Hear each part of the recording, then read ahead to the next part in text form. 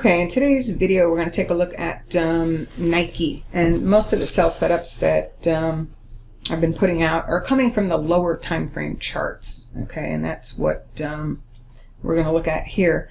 So one of the things that I see here in Nike is after a nice rally up, you had the moving average cross over to the downside. You also took out a prior swing low, and it's been a bearish pattern ever since then. So the way that we're setting it up, and this is, to show you what we did today, but it is something that you could look at, for example, tomorrow, to set up something again if we do start to bounce. So in this case, basically we were taking these prior rally swings and then projecting from the most recent low. That was the low this morning, okay? And this was the closest decision here, which was 83.28. Basically that came from taking that prior low to high swing, which was $1.29, projecting it from the low this morning.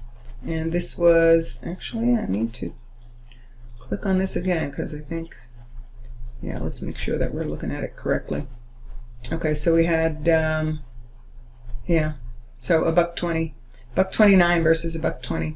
And then as far as other price relationships, you run the retracements of the prior swings. We went a little bit through that 618, so we're getting rid of that. You can also run the extensions of some of these prior swings. I'm going to get rid of the stuff that's above the market.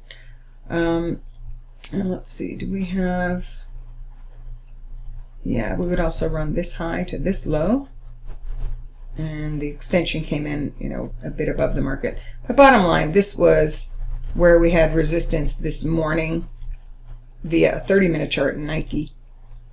83.28. The actual high was 83.19. That is enough, or that is close enough to look for a trigger against it. And then to give you another example of maybe a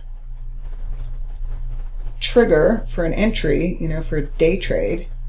All right, let's see where it comes in. So that high was made at 83.19. Let's go back over here on this intraday chart, and let me show you, a trigger. Because the way you make money with this work is setup plus trigger equals trade entry, and then you manage it.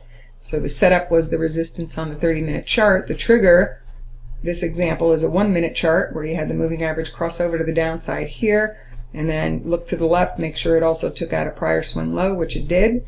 And at that point, you could get short Nike, have a stop either above the high or above that zone that was on the 30-minute chart, and then see how much the market gives you. So this was a nice healthy decline. It actually made a couple of targets on the downside. So let's see, typically we're going to look for 1272 and 1618, and we met both of those downside targets off of this resistance decision.